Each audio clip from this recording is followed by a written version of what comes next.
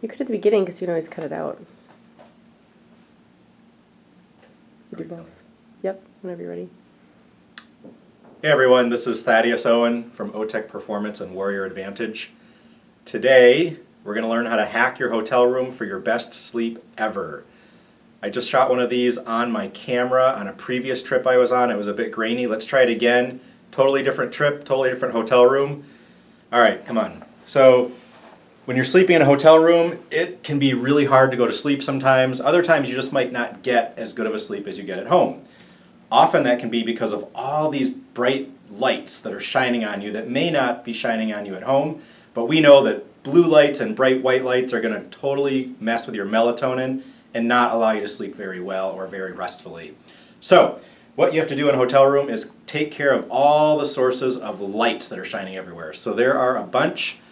Right up here there's a smoke alarm, and if you look over here, there's a blinking light that blinks all night long. Now that light's red. Red doesn't really mess with your melatonin, but it just might mess with your sleep if it keeps the room bright. Oftentimes those lights are green or blue. So we got to take care of those sources. There's a number of other ones. Come on in here. So in my travel kit, if you really want to get a good night's sleep, electrical tape, black or blue electrical tape, earplugs, you know, if you're near the elevator, the air conditioning is shutting on and off, whatever. So, this electrical tape, you're going to find all the sources of light and you're going to cover them up. So one source, there's typically one of these guys. Sometimes it stays lit always. If one of these stays lit, like in the last hotel room I was in, I'm just going to rip off some tape. I'm going to cover it up. There you go. So now it's lit. Sometimes it stays lit all night long. Anyway, I would do a really good job of covering up all this light. Make sure there's none shining out. All right, cool. So now when you sleep, that's not going to be shining brightly, keeping you awake. When you walk to the bathroom, it's not going to shine on you. Okay, other sources. So this guy up here, I would probably get some sort of a chair. I don't have a chair tall enough because it's a super high hotel room, but I would put a piece of tape over that light. All right, so we got that covered. Oh my god, you did it. All right, so other sources, like these windows are awesome. Hold on. All right, cover it up.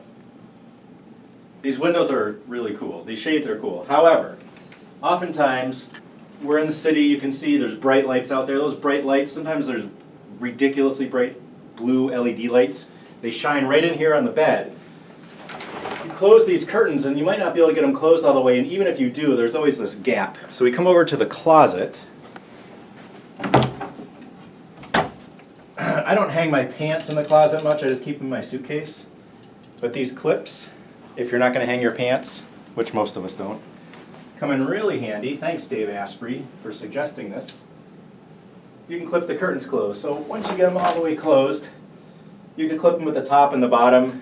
I've tried taping curtains, and this tape doesn't stick to any curtain I've ever found, but this is a really great trick. And then we just pretty much look around for other sources. So there are bright red LED lights on these phones that I'll normally cover up. Again, sometimes these are white or blue. Red is not really a big deal, but if it does keep you awake at night because it's bright light and we want our rooms as dark as humanly possible, they always say you don't want to be able to see your hand in front of your face. Cover that up. All right, I look around, I don't see, much else besides the curtains, but the door in the hotel room. So oftentimes the door, there's a big gap under the door, and the hallway lights in the hotel room never shut off, right? So I'll just go in here to the bathroom, I'll grab one of these towels, and I'll just put it right up against the door. Boom, all the light from there is totally gone now. So now you can turn out all the lights, and you should have a completely dark hotel room. You shouldn't be able to see anything when you turn those lights out. It does make going to the bathroom a little more challenging if you have to get up in the middle of the night and go to the bathroom. Still working on how to do that in a hotel room, except feeling your way around. But if you want to get your best sleep possible, not stop your production of melatonin, especially when you're traveling and it really matters to you to have high performance the next day or get a good night's sleep, this is what you want to do. Kill all those sources of lights. Kill all the sources of extraneous lights from outside coming in as well. Get some earplugs. And also the last thing is turn the temperature down here. So you know, the ideal sleeping temperature is between 60 to 68 degrees, depending on how low you really want it. Normally these are set at 72. I've seen them set at 75 degrees, way too hot to get a good night's sleep. Typically you want your body temperature to drop about 2 degrees before you go to bed. So getting your body a little cooler right before you sleep helps as well, however you choose to do that. Cold shower, walking outside. But I always turn this down. Right now it's sitting at 70. I actually had it set for 68 degrees. Sometimes you can't get the air conditioning to turn on in the winter, and even if you turn the heat off, the next door units are just heating this one up. So do whatever you can. Maybe you can open a window.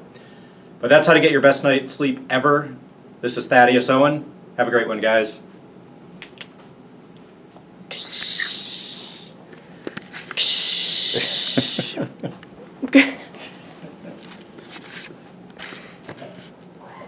I am the filmer.